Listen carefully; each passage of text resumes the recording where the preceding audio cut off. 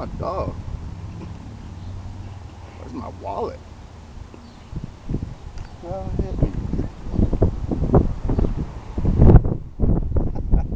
That was amazing. You know, that's how physics got its start. Sir Isaac Newton was hit in the head by an apple. He then realized there's a such thing as gravity, and that everything on this planet has a relationship with it. It's going to start our discussion with gravity and free fall. Hope you enjoy.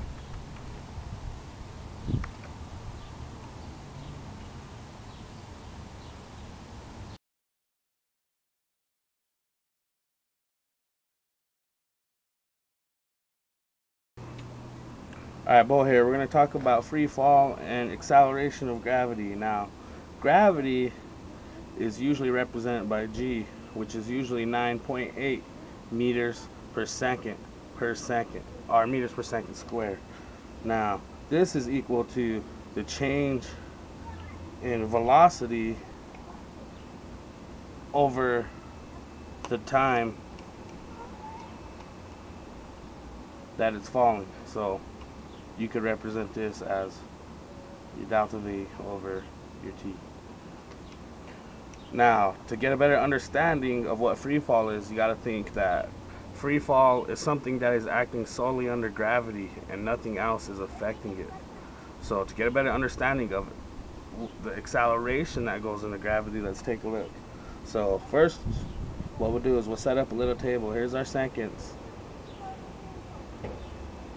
This will tell us how much seconds something's been falling. And first we'll take a look at the velocity, which is going to be in meters per second. Now, in order to find our velocity, we have to derive from this equation and have our t times our g to find our velocity now. So for 0, it's going to be 0 because nothing's going on yet. Now at 1 second, we're going to have 1 second times 9.8. And since it's going down, it's going to be negative. So this will be negative 9.8.